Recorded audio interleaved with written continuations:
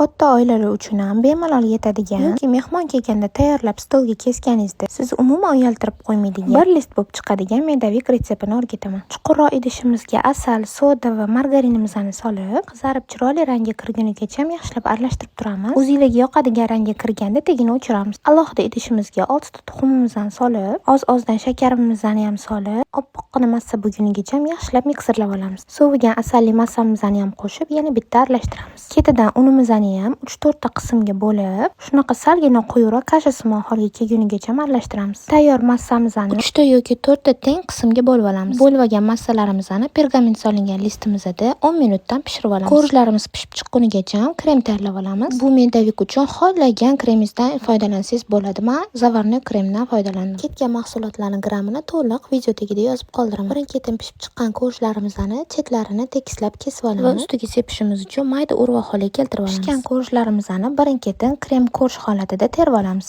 va oxirgi qavatiga tayyorlab olgan urvog'imizni chiroyli qilib tekislab sepib chiqamiz va xolodilnikka 1-2 soatga qoldirib, chiroyli qilib kesib dasturxonga tortamiz. Yoqimli ishtaha.